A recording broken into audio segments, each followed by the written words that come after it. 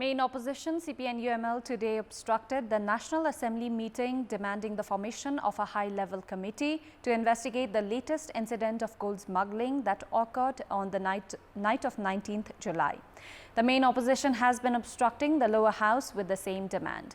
The continuous government apathy to dig deep into the case has meanwhile given way to speculations of the involvement of some high-profile leaders. In the meantime, Nepali Congress leader Shekhar Koirala also hinted at the same, citing that the government needed to crack this nexus once and for all. Good evening, I'm Chitrakar, and these are the headlines of the hour. Main opposition CPN-UML obstructs the meeting of the National Assembly demanding a high-level committee to probe the gold scam. Congress leader Koirala fears the involvement of high-profile leaders. Victims of cooperatives demonstrate demanding the return of their lifelong saving. Police interfere with the demonstration. Demands intensify for the arrest of faulty operators of cooperatives. The United Nations Food and Agriculture Organization says over 20 million Sudanese are experiencing high levels of acute food insecurity. The number represents more than 42% of the total Sudanese population. And Germany crash out as South Korea hold them for 1-1 draw. Morocco stunned Colombia with a 1-0 win. Morocco and Colombia through to the pre-quarterfinals at the FIFA Women's World Cup. The main opposition, CPN-UML, has obstructed the meeting of the National Assembly demanding impartial investigation of illegal gold scandal. The main opposition obstructed the meeting today as soon as it started, demanding the formation of a high-level investigation committee. Chairperson of the National Assembly, Ganesh Prasad Timalsina, meanwhile, has drawn government attention towards repeated obstruction at the parliament. The meeting of the National Assembly has been rescheduled for 1 p.m. Monday. The meeting of the House of Representatives have been postponed on several occasions due to obstruction by CPN-UML.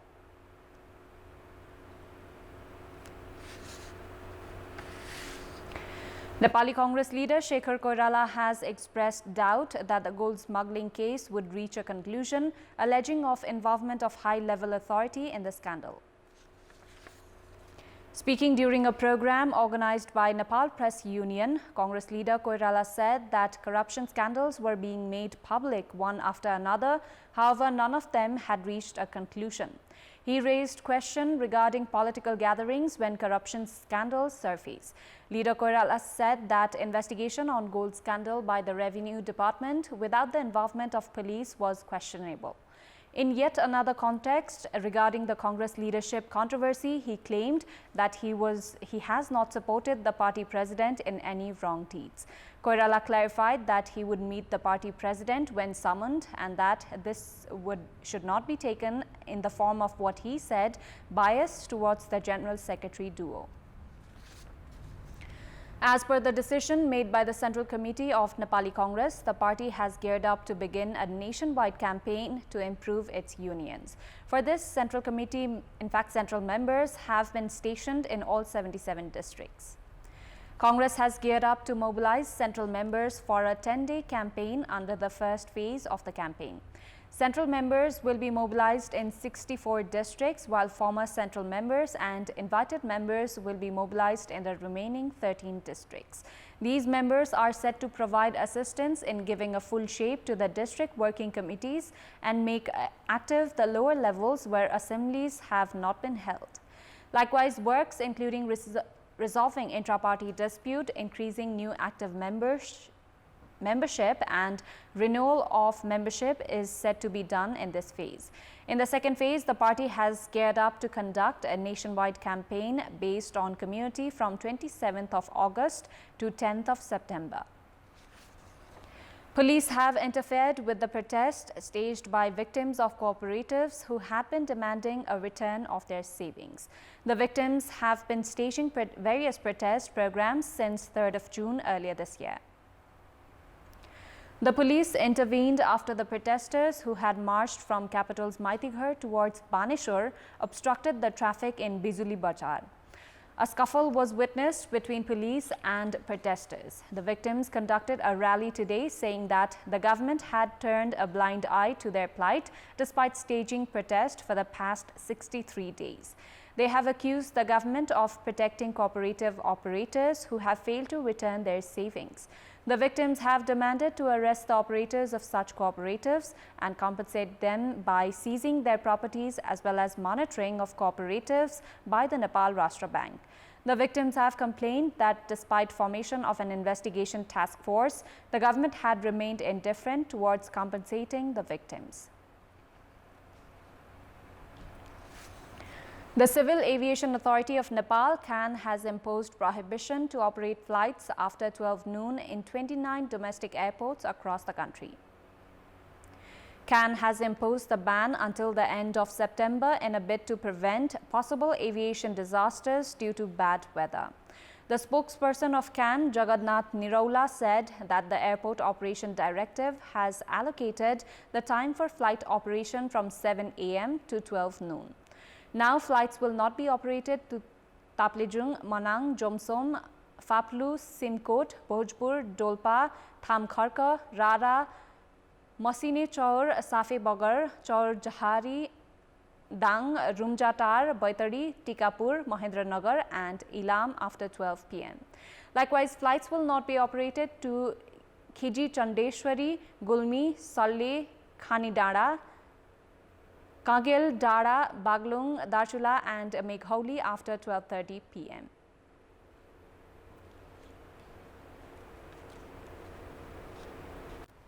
Mountaineer Purnima Shrestha has successfully scaled the world's second highest peak, Mount K2. Shrestha, who is on a campaign to summit all the mountains across the world that are above 8,000 meters, successfully summited K2 in Pakistan last week. Shrestha, who is also a photojournalist, had reached Pakistan on the 11th of June for 8,611-meter Mount K2 expedition. Prior to this, Shrestha had summited 7 mountains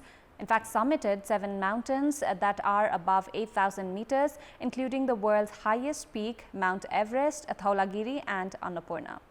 Shrestha had begun her journey of mountain expedition 6 years ago. The Sudur Pashchim province government has gained full shape after the appointment of 3 more ministers. The provincial cabinet has included 2 leaders from Nagarik Unmukti Party as minister and state minister, while the other minister is from Nepali Congress. Rameshwar Chaudhary from Nagarik Unmukti Party has been appointed Minister for Land Management, Agriculture and Cooperatives.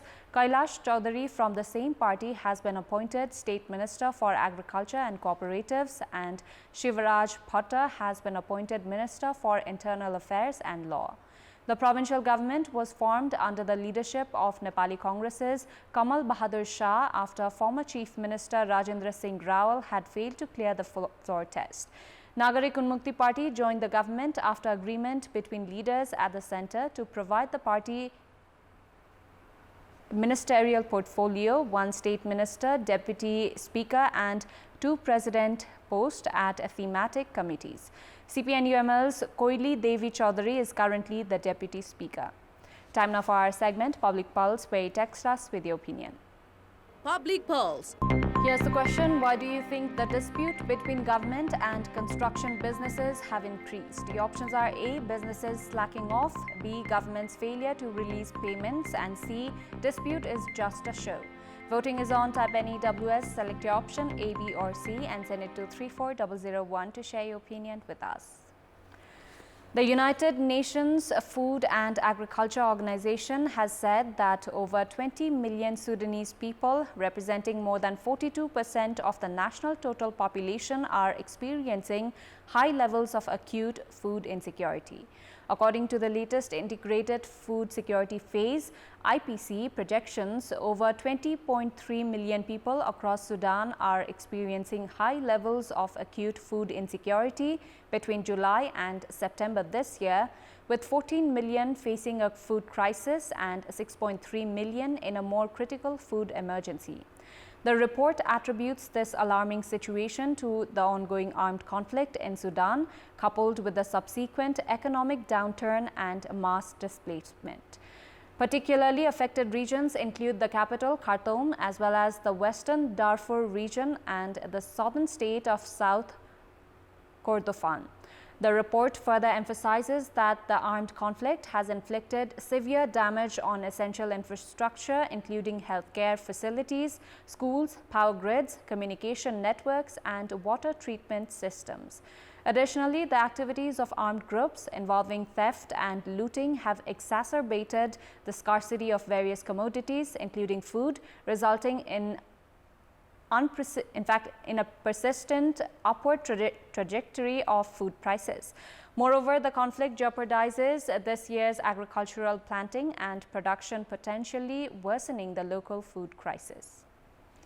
Heavy rainfall over the past several days caused a flash flood and mudslide in Thailand's northern Mae Hong Son province, sweeping away 12 houses and killing one person in Sobmoy district today.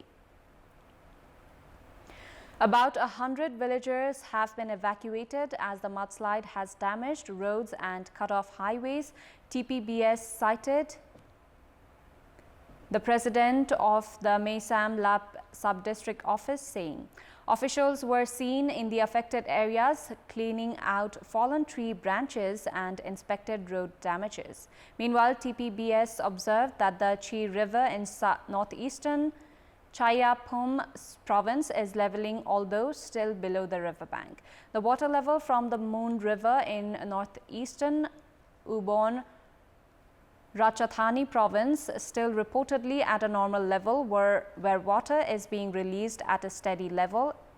Reports by several local media has it that there has been heavy rainfall in Thailand's north during the past several days.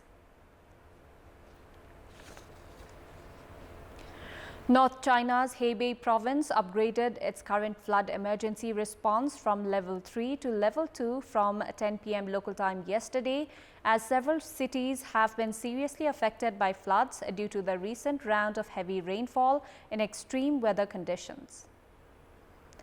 Due to the impact of Typhoon Doksuri, the fifth typhoon of this year, the Beijing-Tianjin-Hebei region has experienced continuous heavy rainfall.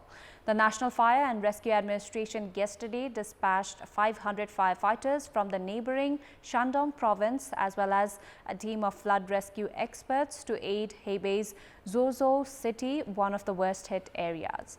Hebei has also mobilized rescue forces available within the province to reinforce the relief manpower in several affected regions.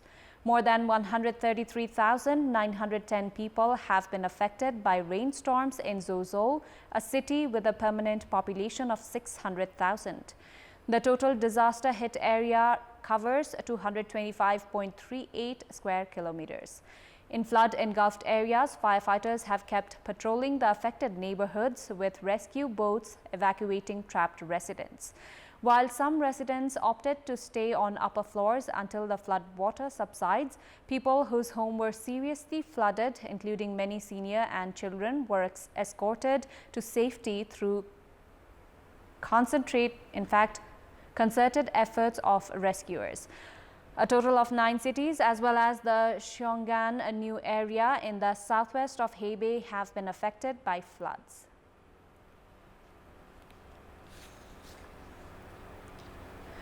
China successfully launched a new meteorological satellite earlier today.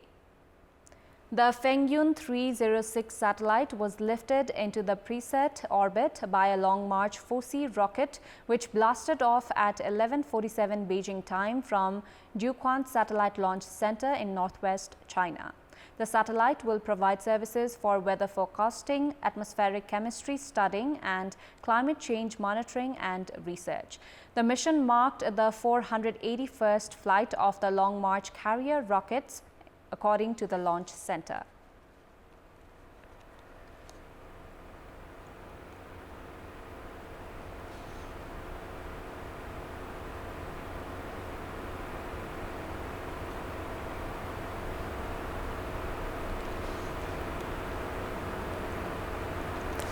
The Russian Defense Ministry said that Russian air forces held a nighttime military drills with Syrian Special Forces units today.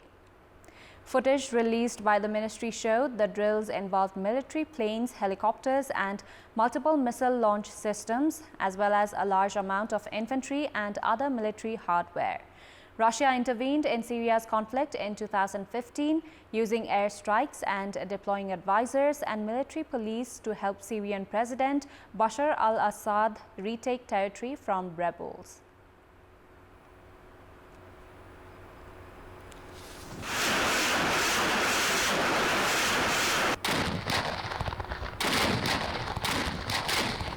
Greenpeace protesters draped the private home of British Prime Minister Rishi Sunak in black fabric to protest against his government's energy policy. Footage posted by Greenpeace UK showed protesters atop the property covering it in swaths of black fabric, while two others held a banner that read, "Rishi Sunak, oil profits, our future," or "our future." Sunak's office had no immediate comment. Sunak said yesterday that he was going on holiday that evening.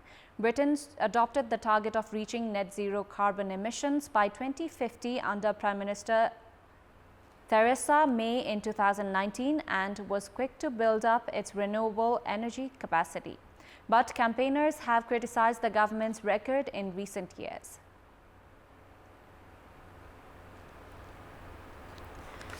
President Cyril Ramaphosa signed legislation into law last month recognizing Sign as the country's 12th official language alongside English, isiZulu, Afrikaans and others to help protect the rights of the deaf and promote inclusivity. Still, South Africa only has about 40 deaf schools and one tertiary institution that is fully accessible to deaf people, meaning there is still work to be done to improve that access. World Atlas, an online site that studies demographics, says only 41 countries recognize sign language as an official language, just 4 of them in Africa: Kenya, South Africa, Uganda and Zimbabwe.